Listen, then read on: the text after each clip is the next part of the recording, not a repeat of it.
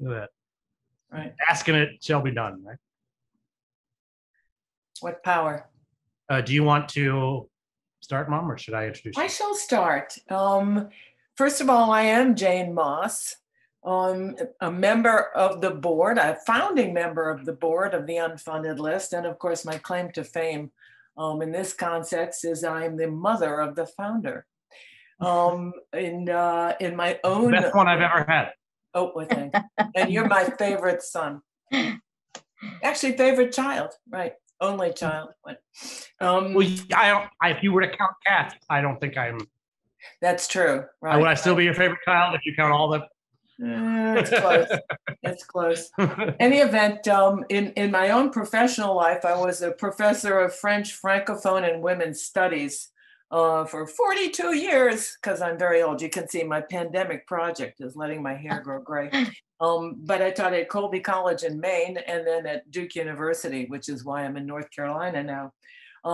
But prior to the Unfunded List, my only real involvement with philanthropy was writing checks or transferring stock. So basically on the other side. And while I bring little in the way of philanthropic expertise to the table, I have years and years of experience of reading and critiquing and offering suggestions. I was a professor, I was an editor of a journal for 20 years.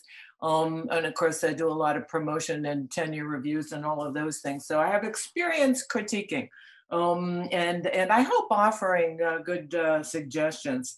And I'm not going to go over, but because I'd actually in my own introduction, I had written down some of the things that I look for, but those were covered in the session about questions to answer on a proposal, so I won't repeat that. But basically, I'm really curious though. What do you look for? Well, what I wrote down is the quality of the presentation, how the applicants explain the problem that they're trying to address with their projects, and how good their ideas are for ameliorating the situation.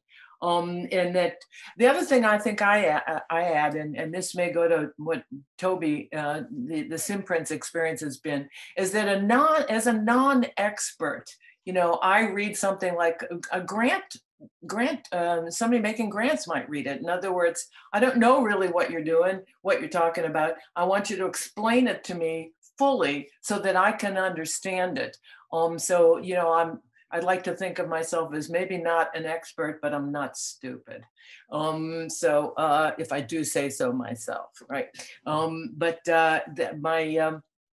So that's what I bring to it. And being on the board since its inception, I've also, and this is me patting my son on the back, I've seen just the tremendous growth, not only of the evaluation committee, but of the product. You know, the improvement in the product that he delivers to the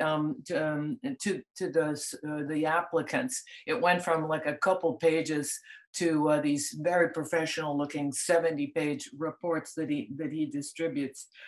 So I think, you know, this is me, mother applauding my son. And now what I'm going to do before we actually launch into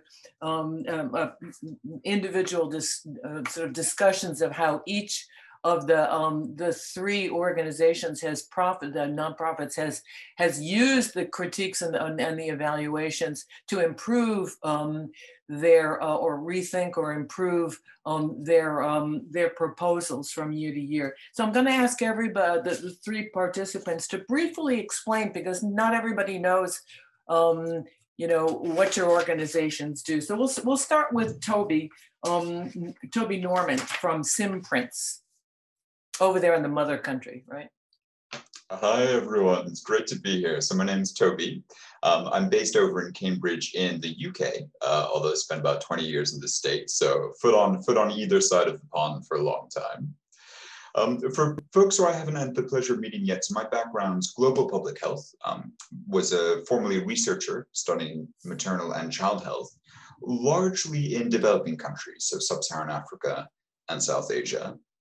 And for people who don't know Symprints, about six and a half years ago, left that space and entered the world of social enterprise, specifically looking at using biometric digital identification to support the delivery of medicines, vaccines, and other key services, again, in really resource-poor contexts, particularly places where there's no formal ID. So that's what our team does. We work in about 14 countries. We work with some partners like Ministries of Health, organizations doing vaccines like Gavi and others, trying really at the end of the day just to make sure that every vaccine, every dollar, whatever it is getting to where it's supposed to in last mile context. So that's us. Okay. And then the next will be Heather Morgan from Mary Center. Hi, everyone. Good afternoon, good evening, or wherever you are. Maybe it's morning, not sure. I'm Heather Morgan, and my background, pretty much my entire career has been working in nonprofits focused on health in the fundraising area. And I've worked for both national nonprofits and also at the local level. Presently, I'm at Mary Center, which is a local community health center based in DC. We serve nearly 60,000 participants in DC and Maryland. We are a federally qualified health center, and with that, about 70% of our participant base are on Medicaid. So we do a lot of grant proposals, both federal, local government, state government, and also private foundation grant proposals. And I'm really excited for this conversation today. Great. And our third panel member is Hannah Hyman, and I hope I'm going to pronounce this right, from Novok.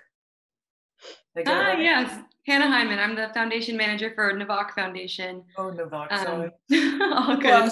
I'm the one who spelled it phonetically for her, and I think I overdid it. No worries. It's a tough one. So we give music education and resources to emerging artists in Israel, Malawi, Armenia, and Lebanon. So we're not in the health space, we're in the music space. And we have our lovely artist here, Rosa Lynn, who's going to perform later so you guys can see the artists in our program. So really excited to be here. You spoiled the surprise. Yes, we were going to make intermission was going to be a surprise, but now it'll be something for them to look forward to. Oh, well, right. So I think it's particularly important. I mean, obviously we have global health and local health, but let's face it, the arts, and particularly women in music, are areas that, particularly during the pandemic, are desperately in need of a promotion and funding, because my personal expertise is in theater, and theaters have been shut down, and I also have friends who are specialists, because I work on Quebec on the Cirque du Soleil, and all of those people, all of those shows have been shut down for since forever. And it's just, we all know, if you read the New York Times art section, it's just been a disaster for the arts. And if you've read about Britney Spears and Keisha and Taylor Swift's fights, you know that women particularly, even before the pandemic, have had issues in the music industry. So I think there is some diversity here. So we're going to start with Simprints and Toby. And Dave has asked me, and this is vaguely embarrassing, to read some of what I wrote about Simprints when I reviewed it in 2017. We have to have the moderators can share. You can share the passage as well for folks if they can want to read it, just for accessibility purposes. Not everybody hears as well. Oh, okay. That's I'm not sure what that link was, Tasha, but there's actually, I had the whole paragraph of Mom's review. Maybe I'm misremembering. Yeah, well, I shall read it, right? So anyway, I first commented that it was very well presented. And then I said, well, I admire the goals of this project, and I think it was a little bit different in the early days. I am depressed by the problems it aims to address. That is the dishonesty and or lack of follow through of target beneficiaries. I respect the Simprints team, but as a Western feminist scholar, got to throw that in, right? I wonder if there cannot be an educational element added. And I think it's hard to remember what I was thinking yesterday, never mind 5 years ago, but I think what I meant by that was that you needed to educate the people reading the grant about the problems with foreign aid in some of those countries. Particularly issues of women and children's maternal health in sub-Saharan and South Asian countries. I think that's why I put in the feminist scholar. Anyway, I'm trying to think. While I acknowledge that I'm guilty of all sorts of cultural biases, it still bothers me that funds need to be spent to guard against corruption.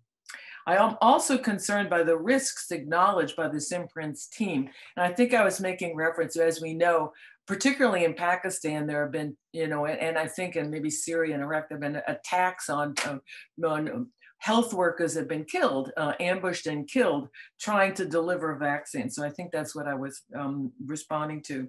The Nigerian government has never proven itself honest or effective. And I'm sorry if there are any Nigerians here that I'm offending. They would probably agree that the government is not. Right. Never been particularly honest or effective, and the waste and diversion of foreign aid money has always been a scandal. And I'd like to know if the cost of the safeguard system is justified by the potential savings. Lots of women and children could be helped with the 250,000 pounds you were asking. So in other words, rather than the money going directly to health, it was going to the safeguard system. So, okay, now I guess David, you were going to talk about how yeah, I want to give a little context, and then that's a link to a report from 2017, just so you know, where I'm going to ask, hopefully Heather or Hannah will let me share one of their more recent reports. The idea was I've actually asked both of you, both of you have given me permission in the past, but when it comes to sharing reports, I like to ask every single time I share it for permission, just everybody knows that in a general. So normally evaluators don't see the full report. The only people who see the full report, Margaret and me, and the folks who asked for it in the first place. We don't. Sometimes we publish proposals, but we don't publish the feedback, because the feedback sometimes includes things that are wrong. The evaluator was wrong about that, right? And that's useful feedback, but like not necessarily something you want to put out into the public. A really important part of the process is what we call the report discussion. Is you get your report and then you talk to Margaret or I about it. There was, I believe, Toby, am I remembering that Christine Kim has moved on? Well, at one point, a lot of turnover in the fundraising game, but she was there for many years, and you were very lucky to have her. As an aside, I've noticed on LinkedIn, are you currently hiring? We are, fortunately, yeah. We're in the process. Very exciting work he's doing, making sure the vaccine gets spread out all over the globe. I've read a few of his grant proposals, and they're pretty good and getting better, and lots of cool opportunities over there if anybody's looking for a job. But anyway, I did the report discussion with Christine, and this was actually the first round that we offered the report discussion. We used to just give the report and say, good luck to you, right? And then the report discussions, especially after this first round, went very well. And so it became a permanent part of the process. And sometimes it leads to large grants in ways that you really wouldn't have been able to predict. So Mom's comment is how you won the We Work Creator Awards. Congratulations, Toby won the inaugural We Work Creator Award in London. So when I was having the report discussion with Christine, she asked about, she read Mom's review, and she said, in particular, she's like, why did she say as a Western feminist scholar? She thought that part of the review was like a weird thing to point out, right? And I'm not a mind reader, but it is my own mother, so I was able to sort of explain why she was doing that. In general, I think it's a great habit that Mom does on all of her evaluations, is she sort of explains who she is while she's giving the review. This is just a good best practice for anybody to give whether you're public speaking or trying to win a date or woo someone, right? Like give some credibility of yourself. And Mom, and that can include I don't know that much about this, and so perhaps that's why I think this. Evaluators who do that, their comments get heard much better, right? Because you're explaining who you are, and they can put their self in your mindset a lot. So anyway, Christine was asking why someone would want to clarify Western feminist scholar for that comment, right? And it's Mom is trying to say where she's from and that she doesn't have all of the education, particularly on the issue of corruption in these areas. So I think that some of those things came as a surprise to her. And the proposal was originally to DFID, which is, I think DFID changed their name. but your version of USAID. That's right. Yeah, now FCDO. What's it called now? FCDO? FCDO, the Foreign Commonwealth and Development Office. That clears things. It's always a big acronym. All much acronym. more clear, yes. That's great. Thank you very I much. have a theory about this. I work a lot with the Canadian and the Quebec governments, and they are constantly changing the names of their ministries and departments. And I'm convinced that it's all to promote for the benefit of the paper and pulp industry in Canada. New stationery, and new business. All new forms. Anyway, sorry. Maybe. These are the people who read proposals at DFID are like very familiar with the problem of corruption in camps. So you were probably not doing as much education in that proposal. In fact, I think the RFP might have been asking like, how can we work? Like it was like deliberately, obviously know about that problem because they said we're trying to solve that problem in the RFP. So you weren't explaining it as much. And Mom is probably not in any danger of being hired by DFID to become a proposal reviewer for like grants to refugee camps, right? But at the same, like learning that, but as she points out, she's not stupid. She's got a PhD from Yale, right? If she was reading something and something doesn't make sense to her, it's very possible that that same thing might not make sense to somebody else, a very smart person, right? And it also, and the other thing that just sort of came up is that I think at the time you guys were pretty much only applying to DFID type funding. Right. And so Christine first started to say, she's like, oh, well, that's, useful to know about. But when we apply for grants, it's to people who already know that information. So I'm not sure it would make sense for us to do that education. Well, and then I said, you could apply. There's all kinds of things Simprints could apply to. And she said, like what? And that week I had happened to attend a briefing from this, like at the time, little unknown company called WeWork. It had a couple co-working spaces in DC. DC had the first one. And one of our evaluators, Anastasia, worked there and was in charge of the Creator Awards. It was part of their big global expansion. We worked going all over the world or whatever. So they did Creator Awards everywhere. And the first prize was they gave a lot of money. This was some of these corporate challenges don't actually have a whole lot of money at the end of all the marketing. But these were big prizes. They went out to a lot of groups, and there was like a local element to it. So you won the like London version of the award. I think if you probably got free, I assume you got free desks, free office space on top of the 360,000. We did, yeah, for a year. Are you still at WeWork? Still at WeWork, actually. The WeWork Cambridge. Yeah. Now you paying rent? We are for a change. It worked. It worked out for them long term, right? Makes sense. But at the time, the 360,000, I don't think I have to say was a pretty valuable thing for you to get. And you've won a bunch of other prizes since, right? Our co-review partners Elevate Prize. I saw you speak at Solve this year. Did you win a Solve challenge too? We won Solve last year, specifically the MIT Solve and the Elevate. So we're very fortunate last year. Yep, terrific. So and there's a lot of other prizes out there that are going to be interested in getting the vaccine out and helping these things. I think you're probably not done winning prizes. And when you're doing that, you probably are having to do a little bit more education in those submissions. And I think one of the things, particularly for teams like Simprints, and I know we've got some potential evaluators or current and future evaluators on the line. So first, thank you for the work you're doing. But also for teams like Simprints, I think including not just the feedback on form, which is of course fantastic and really important, but also that feedback on fit, including, for example, suggestions of where something like this could be a good fit, both in the feedback itself and then the report follow-up discussion. It's really, really valuable, for grantees, because I think something we picked up through our conversations with Dave and with some other partners is what we were sort of bidding for, particularly some of this R&D work, was never going to get funded well by DFID.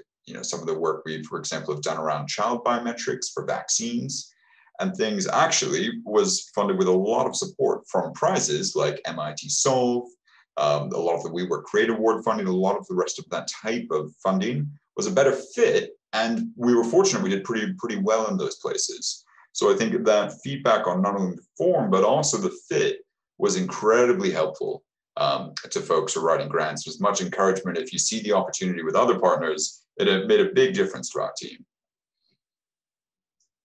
Can I just say that over the years, I've read so many applications, and very often they'll just say, sort of apply to the obvious and easy ones. I mean, how many things have I read? Well, we're applying to the Gates Foundation. We're applying to Clinton, good luck, right? That they're just not thinking, in a wider context, or something outside the field. And I think that's what Dave and Margaret particularly try to do, sort of to give you sort of names of foundations that you might not have thought of, or government agencies, right? We don't. One thing I want to be clear about: I don't always have an opportunity like we were Career Awards, just like waiting in my pocket, like that. It just sort of the stars aligned that week for us. I think I even helped you get an extension. They were having a hard time getting applications in London. It's not a big social enterprise town, or at least it wasn't then. You guys hadn't even heard of them. I remember Christine had never heard of WeWork at that point. That sometimes, right, I might know about a specific program. Always, though, we can talk about fit, like types of fit, like the general concept of applying to a competition, like the WeWork Career Awards. And then sometimes Margaret and I can do like granular type stuff on the individual ones, but pretty much always in the report discussion, we're talking about fit. Now, my notes here say that I'm supposed to ask Toby about your Gavi partnerships. And yes. I mean, obviously the world moves on. And since your initial applications, the ones that I read, pandemic, so you've shifted. This is a global health thing, right? You always have to be quick on your feet and shifting to address needs. So I'm supposed to ask you about your focus on the Gavi partnership and the free resources that you offer. Sure, maybe just two quick ones there. I think one of the places where Unfunded really helped us was getting some of that resource, things like WeWork and others, getting that fit, meant we were able to do a couple years of research beyond just the program delivery, this very tight margin, which invest in a little bit of that capacity in future R&D work, particularly in the field of vaccines, which for us, we were just starting to work with infant biometrics, starting to think about vaccine delivery for adult vaccinations, things like yellow fever. Then, of course, just over a year and a half ago, the whole world changed, and there's a massive focus on vaccines. And we, like many teams, struggled during this period, but also, to some extent, were ready for the opportunity when a COVID vaccine finally came out, started to get delivered. And so now we're lucky to partner with Gavi, ARM, which is a massive UK tech company, the Ghana Ministry of Health, and a few other ministries of health worldwide, trying to support, not only COVID-19 vaccine delivery, but also building on top of it other health services, particularly to folks who don't have any formal ID. When I go and get my jab in the UK, I give my NHS number. It's a formal government ID. It's easy for me to register for vaccine 1. It's easy to register for vaccine 2. We've got that ability to do that history. But there's still about like 1 in 7 people on the planet are invisible in the eyes of the government. You have no formal ID. You have none of that formal access. And so we work with Gavi and other partners using biometrics to try and do that in a way that's ethical and inclusive. But I think we were really fortunate, coming back to the start, that we were ready because we had been able to invest, with a little bit of that margin and that funding focused on capacity building. We were ready when the opportunity came around. And I don't think that would have been true if we had, had to stay incredibly lean and just doing, bare minimum service delivery projects for the period before that. So I think that's just one encouragement why thinking about that form, but also that fit and supporting teams going there can make a difference for them down the line. The second one, if there's any other folks interested in a different field, we've open sourced a lot of the resources that we developed that time, including work we did on data protection impact assessments for a lot of teams, ourselves included, when we got started working with like data, larger data sets, working with vulnerable populations. This was really hard for us to get our heads around. It was technically complicated, a lot of legal jargon, a lot of resource that we couldn't afford to do. So we're fortunate now over the past couple of years, we've been working on this subject. If it's helpful, I believe, Dave, they're now on the Unfunded website. There's a page that we give to everyone when they get their report, that it has a video that explains how we made the report, and then a bunch of resources, and you can read about, and he offered his resources there. You can read about them at the link I just shared. Fantastic. And I think that's just us trying to share back. Thank you very much. But also share with the community if it can help make some of this more accessible for teams and partners that are maybe just like we were, working on very tight budgets, tight constraints. Happy to, and always happy to jump on the line and talk through some of these things, because it's super important to get right. And very rarely will we ever have the funding and the resource that some of the really big tech plays can use to kind of pay their way out of these problems. But we still have, I would argue, an even higher ethical responsibility to do this stuff well. Okay, so we don't go too late. I'd like to switch now to Mary Center, and I almost feel like I know you because Dave happened to have been in Pinehurst when he was writing up the big review of you last summer, and I saw the pictures and everything. And I'll find that link and share it. Has been, of course, tremendously successful in raising funds and in using them very well to support people in the Metro DC area who are in need of all kinds of medical and other social services. And I'm particularly supposed to say, talk about how, because you've applied, you've submitted proposals virtually every round. So you've seen the improvement in the product that you received back, and we would like to ask you about particularly the review that you received on your submission to Cigna. Absolutely. Yeah, no, thank you. First, I do want to thank you, Jane, and Dave, and just everybody involved in the unfunded list, the evaluators. It is an incredible resource. When my colleague, Sarah McIntosh, first told me about this program, I really couldn't believe it. I was like, this is too good to be true. Like free feedback and advice on our proposals. It's just remarkable. So thank you for that. And yes, you did pay us $100 once. This is not entirely free. You're getting a lot. In 2018, you paid $100, and then we've read a proposal from you every 6 months since. And honestly, it's been a whole lot of fun. Thanks for the work. I mean, I live in DC, so yeah. I care quite a bit about it, and I'm sure I don't have to tell you, we've got some issues related to health here. Yeah, no, absolutely. And yes, we have been submitting proposals, I think as far back as 2018, certainly well before the pandemic. And one of the things we have done is we have really, my colleague Sarah, whom she was presenting earlier, she really strategically maps out, like she could probably tell you all what the next two that we want to submit are. Like she will map out based on our programs that we submit proposals on, which programs we want feedback on. And one of the points I really wanted to make was, for us, internally, it's been really valuable because, as we know, internally, staff sometimes don't listen to other staff. You have to usually bring in a consultant sometimes to be your messenger. And so we have used the unfunded feedback in this fashion as here is third party,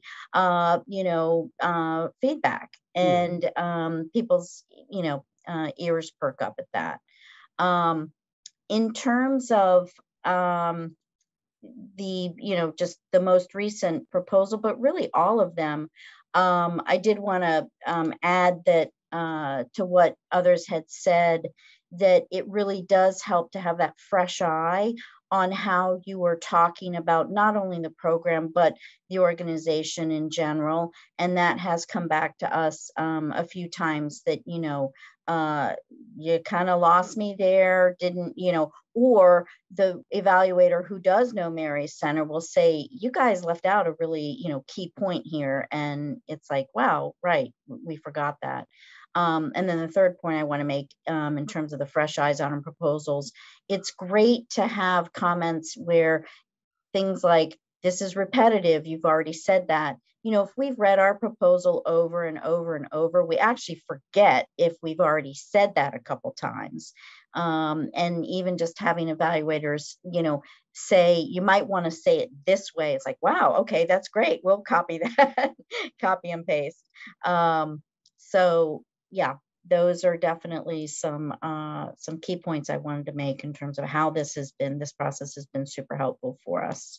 Can I just jump in for a second? As somebody, as I said, has read lots of these, you can almost always tell when you have several people working on a grant proposal, because they will repeat from session, or you can tell when people have a template and they are literally plucking what I refer to as the cut and paste, right?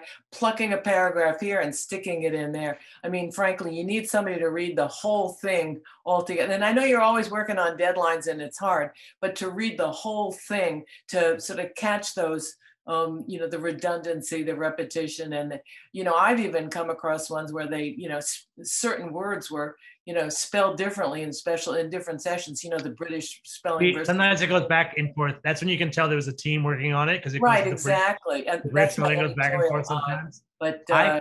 You can see there, like the tone change. They'll go from first person to third person, like to start using different tenses and everything. And I bet you're answering the same questions over and over. Like we had that session earlier on how to answer the same questions over and over again. And it's just, you need, the only real way to do it is have a third party group read it for you every now and then.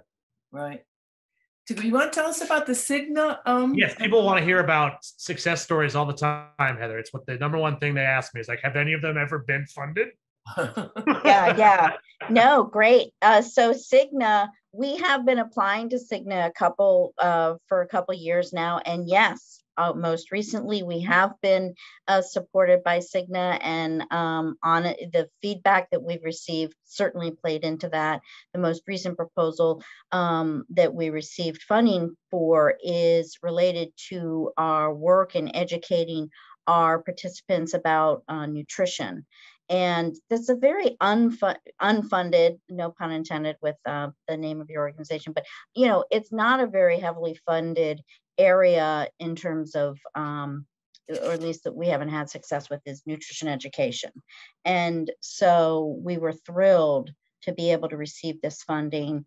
And I think just being able to, you know, again, step back and look at how we are really describing problems and things like that with a fresh eye, it's really been helpful. Are you allowed to say the amount of the grant? It was, let me just double check. It was $250,000, I believe. Great. Yes. Okay, we're going to move along. I'm the person watching the clock here, and mainly because I'm really excited, and Lord knows what time it is, where our next our surprise but not surprise guest is from. And we are thrilled, and I hope we're going to see her in a second here, to welcome singer, songwriter, and producer Rosa Lynn, who's from Armenia. And she is one of the artists who've been involved in Navok, right? Did I get it right this time? Yay. And she's here to sing one of her, that is technology. Oh, there she is. Hi, technology allowing one of her original songs. And Dave really hopes one of his requests. So without further ado, Rosa. Yeah, I'll actually sing Dave's request, Begging, because he was so excited to hear that one. So we landed on that one. Thank you so much.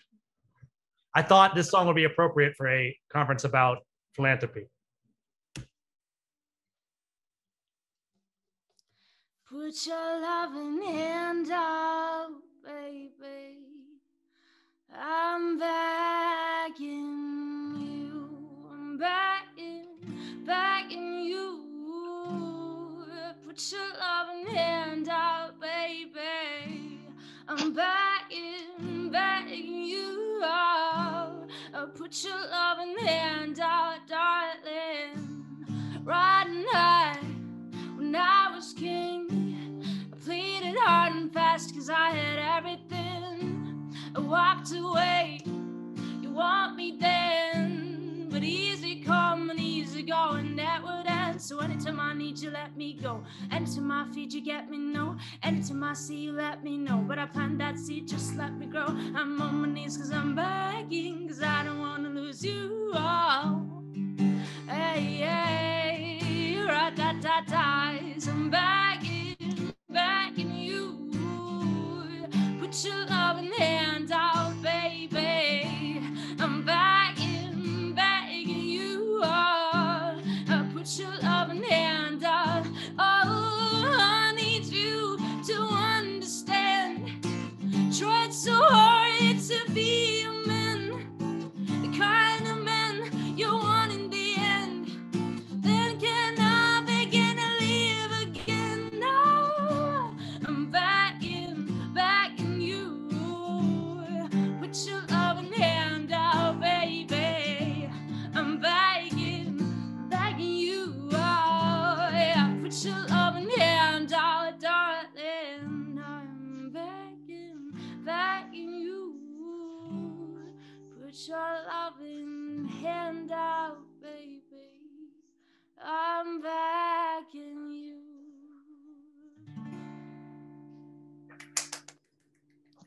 Thanks a lot. So Dave, are you suggesting that fundraising is like begging?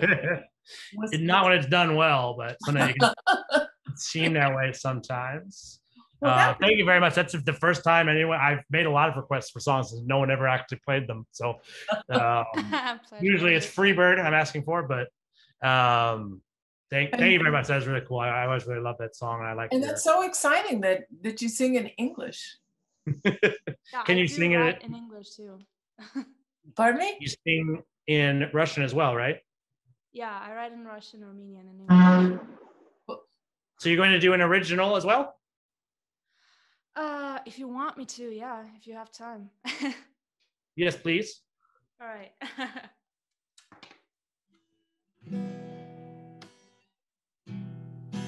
I took my love out of my skin, left it by your door. The summertime is gone now. It's buried in the snow. You don't even know how much I adore you. You don't even know. We'll be fine if I never tell you. Ooh, no regrets if I never tell you. Ooh, so I can look at you like before. You won't be less, it can never be more. But you won't be mine if I never tell you. It feels like hell right by your side, trying not to cross the line.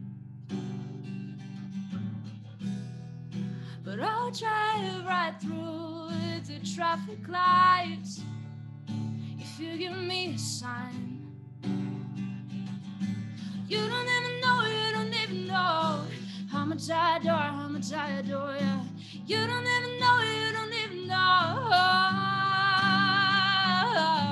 We'll be fine if I never tell you. Ooh, no regrets if I never tell you. Ooh, so I can look at you like before. You won't be less, it can never be more. But you won't be mine if I never tell you.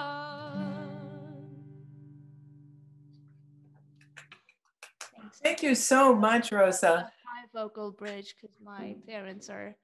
I think for you it's like almost. Oh, that's terrific, Mom. Mom, she has to keep her. This is something that my mother and I have been through. Me coming home late and trying to keep them open. At one point in my life, I used to be up at 1 a.m. on a regular basis, like you are now. It's when I was your age. Right, last year when I was your age. Right. Okay, well, thank you very much. I want to let you get your beauty rest so you can get your vocal cords and everything. But thanks for singing. Hopefully we send some Instagram followers your way this evening. And honestly, thanks very job. much. Particularly, thanks for honoring my request. I didn't think you were really going to do that, so thank you. Of course. Thank We're you. going to move on to Hannah now, and if you could explain a bit, because frankly, I think the first time I read an application, I thought, well, that's really ambitious. You know, trying to promote musical education and to particularly to link up professionals with what new talent. But doing it in Israel, Armenia, LA, I mean, all over the place. How's that been going during the pandemic? That's sort of changed the model there. And I'm supposed to ask you about your application to the Elevate prize. Right, yeah. So we have applied with the Unfunded list a few times. We have two arms actually. So there's Navak Collective, which is the talent incubator and record label. And then we have Navak Foundation, which runs the music education and mentorship programs globally. So doing a lot of projects all at once. And Rose has been with us for a few years now, and we're so proud of her progress. But yeah, so COVID actually forced us to innovate a little bit. So as most educational institutions, we had to switch to remote learning. But with that, it was actually sort of a blessing in disguise that we were able to impact our entire global community with education. Whereas prior to COVID-19, we were running intensive summer music programs on the ground in Malawi, in Israel, in Armenia. And then once COVID hit, we switched to Zoom workshops, and our entire global community was able to tune in at the same time and gain access to mentors and education on music business, mental health, production, and songwriting. It's really been pretty great. And so our first proposal that we submitted to Unfunded list was actually for Navak Collective when we applied for MIT Elevate in 2020. And through the feedback, we discovered that we really weren't a good fit for MIT Elevate for the collective side. And we were, it was recommended that we apply for the foundation in the future. And so that's what we did. So this year we applied again to MIT Elevate using the feedback that we received in previous reports, like, you know, setting up the need for this work. You know, not everyone understands the need for the arts, or especially right now during the pandemic. So refocusing how we presented that in proposals, including metrics of success, including artist success stories that go beyond testimonial, because we have had such great successes with our artist education programs. So just highlighting that in a different way. And now we've made it past phase 2 at MIT Elevate and almost in phase 3, waiting to hear back. So. Yes, you will learn your status on August 3rd, I've been informed. Oh, okay. Do I understand correctly that you have the 2 branches, and did you apply with a different entity this time? Right, we applied for the foundation this year. And is that largely based on us, what we told you? Mm-hmm. Oh, wow, that's interesting. Yeah. Yeah, thank you for telling me that. I didn't know about that. It's very interesting. And yeah, that makes sense to me that the foundation will be a better fit for what Elevate Prize is looking for. I should mention Toby Norman is a winner of that prize. He was one of the 10 winners last year. And there's an eclectic group of folks who won last year. Best of luck this year. It'll be, well, I'm certainly rooting for you folks. It'll be a really, as people ask all the time, like, do they ever get funded? and it's great. Now that we've been around for a few years, we do have several success stories, like Mary Center applying for Cigna, not getting it, and then getting it after our feedback. Hopefully this will happen with Elevate Prize. It is true, last year 7 out of 10 Elevate Prize winners had been previously reviewed by us. So, and you've been reviewed by us twice, so I think you've got a good shot. Best of luck. Can I just say that, because I think I read one of the proposals, and I'm really impressed that you're able to recruit industry pros and faculty from Berklee School of Music and things like that, and sort of match them with people. The question that I had, and I still have, is how you select your the the young talent to participate in these programs? How do you recruit and select them? Yeah, so we have local teams on the ground in each region who actually run program recruitment themselves. So they're usually artists, creatives in the local community who are really well networked and understand the talent going on and who could benefit from this education. So they do a call for applications and then filter, screen the applications. The US team works with them and figures out who's the best fit and would benefit the most. And they submit videos and songs they've written and their interest in music and their goals in music. And that's how we choose the best applicants from there. Great. Dave, do you have any?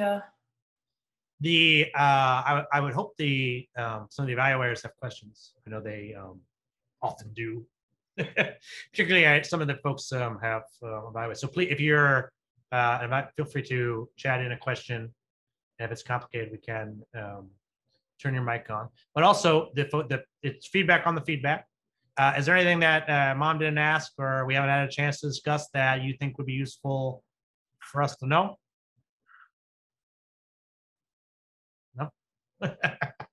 Good. I already know everything anyway. So good thing that you didn't have anything extra. The question I would ask is are there any, I know Dave has and Margaret have spent an awful lot of time refining the evaluation form, making it easier for evaluators, but also are there some questions that y'all would like to see added to the evaluation form that could be useful to you? I think, yeah. It's a great question. I'd love to jump in on that one quickly. I think one of the things, to build on a point we were talking about earlier, I really appreciate in the feedback having the voices and also of different perspectives in terms of the actual content. So I get to see the person, see who they are, see where they're from. I think, as we mentioned earlier, that's very helpful to have that.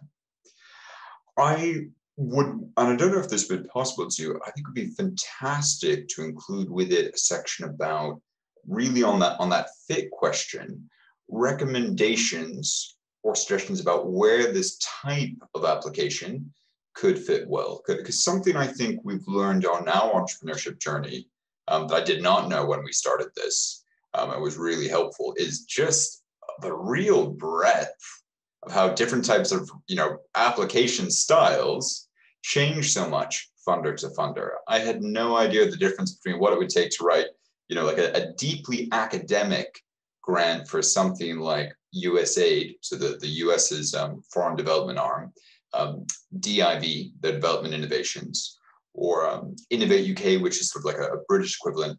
That massive range is so different from what is going to be a successful pitch for something like We Work Creator Awards, or something maybe more in the middle like MIT Solve and Elevate Prize, versus some of the conversations or applications we put with the family foundations. I just didn't know anything about the range. And I wonder if there might be other folks who are coming from that similar background and being like, this type of style is going to be a great fit for these maybe 3-4 family foundations. But if you want to be competitive at something like, a more academic Gates Grand Challenge, you're going to need to be much more academic in your writing, or much less, right, for the general audience. Anything that you can do to help there, I think, could maybe short circuit some of the learning and some of the struggle that we've sort of had on this side. That's very helpful. To give some added clarity, so when you were last reviewed, Tobin, you would be welcome to send us something. It's been a few years. Send us something recent. Even a winning one, like one of your winning ones from Solve, would be very easy for us to review. We do that all the time. And it's already written for you. It's pretty easy, right?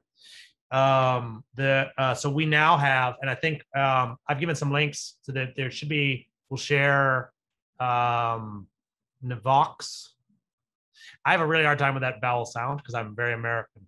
But Navox Foundations, I want to say Navac so badly. Navac Foundation, right? They Sorry, I distracted myself. When they got a very thorough report, all the evaluators are now using the custom software that we've since built since you applied to fill out the form. If the catalysts are around, it could share the NVOC feedback report, assuming that's okay. Yeah, it's generally pretty positive. Nothing really get torn apart or anything. But you can see if we can. I don't know if the catalysts are around. I will attempt to multitask, which is always touch and go with me. Here we go. Do you want to screen share it? No, just share. Yeah, share the links to all of the. Actually, don't do Simprints 2016. Just Simprints 2017, and then the Mary Center and NVOC ones. So not the top link. That makes, yeah, looks like you've done it. Oh, you shared the two. You got this. You did it anyway. The 2017 one to Simprints is just a little bit better report. They're both pretty useful. You can look at them, but in particular, you can see just how much better we got over 3 years. I hadn't looked at the Simprints report, and since we first gave it to, since I had that conversation with Christine, I really didn't we do this round after round, and we get better each round. I didn't really notice like how jacked up it's gotten. The reports are quite long. If anything, they're too long. That is something I wanted to ask Heather and Anna. Should we be trying to shorten them? Not my choice and never. No, we absorb everything. Yeah. Really? You got a few, maybe not this round. It was like a couple of rounds ago. We gave you one. I think it was the first one that was over 100 pages long. And you okay. We read it, we share it. Yeah.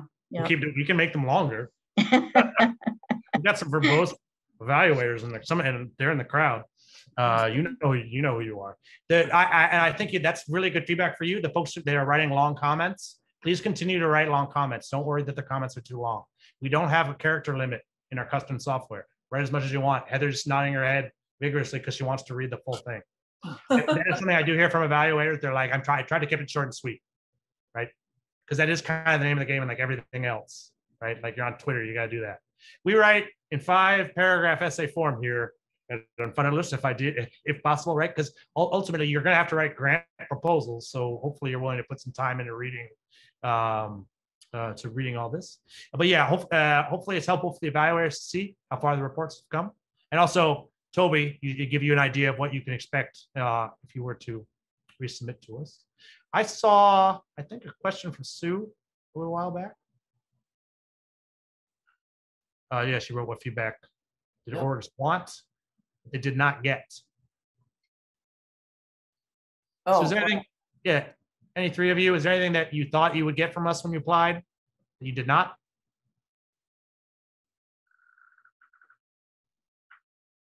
Obviously, all of you we were helpful in connecting you with specific opportunities. I said that's not something we're able to do for everybody. We always give helpful feedback. I will say you all have 3 really good ideas. And you're all you're all talented folks who are committed to doing the work. Those things are not always true for everybody who sends us a proposal. And you also are engaging in our program in all the ways, which I want to really thank you for. Every round we put a report together. We put a bunch of reports together, and some of them I never hear from those people again. They get the report, so maybe they say thank you, and then I never hear from them again. I don't, and maybe it was very useful for them. I think it probably was, but I don't know. They didn't really talk to me. So I am really, really appreciative. It's the most learning that I ever do in the program is when folks who received our report come and share the experience. Like if it weren't for that, we would not have improved as much as we have over these 3 years. These reports would not be that much better. I do want to mention that we are doing we do this feedback on the feedback summit. The session, we've done it several times now, and it's always very useful. Sarah, who works for Heather, joined us last time. Mary Center is always sending us folks. And in fact, Sarah is joining us tomorrow for the session on fundraising. And lots of talented folks at Mary Center. They're easily able to send 2 speakers to a conference. Could have sent more, probably, right? You have, I was looking at your 990 earlier, and you have dentists who work for you. I was talking to and most of the highest paid professionals at Mary Center are all like actual doctors and medical people who could be making, I assume, a lot more money at a hospital or a private practice. Anyway, thank you very much for giving us all the feedback. If there are more questions for evaluators in the audience, certainly we will stick around to answer those, and you folks can chat them in. Tomorrow we will have a process audit, which is also in the speak track along with this. It is similar to this event, very, very helpful for me in making improvements to the program. During tomorrow's process audit, we're going to have Marquis, one of our board members, and then Marina, who built our tech stack and advises our custom software. I'm not a coder. I don't really know how the software works. I know what I need from it, right? And so we're gonna have some of those folks come in and talk about the improvements we make to the process. Every time we do a round of review, we do what's called a process audit, which means we stop, we pause, we invite some outside folks to come in, and we go over every step of what we just did. And sometimes people are like, that step doesn't make any sense. Or like, you don't even have to do that. My favorite part of the process is when we realize that we don't have to do that step anymore. Every single round, we're like, we can get rid of a step. We used to have a document called the process calendar. It was it was the bane of my existence. It was just a very complicated, ugly document.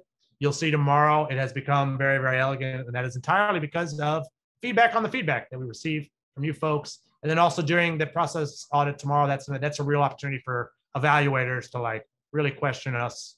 Hopefully we come up with some good changes. Unless there are more questions, I think we've had a really great day. Was this our only international session? We have international participants, guests. And I know some of the folks have like worked. Yeah, this is our first session in Unfunded history that featured panelists actively sitting in different continents. Well, there you go. Okay. Let's just take a moment to acknowledge the technology that makes that possible. It's pretty cool. Yes, and to thank the Catalyst. Living in 2021. Oh, and the Catalyst, thank you very much for today. Thank you for your help. And right. Thank you in advance for your help tomorrow. And I hope you all have a lovely evening. Yes, have a great evening, everyone. And see Thanks you tomorrow. for joining day one of the symposium. Thank you to the panelists. Goodbye, everybody. Yes. I will wave until everyone leaves. Or the Queen's wave, right? I'm not. In honor of Toby, we should. Right.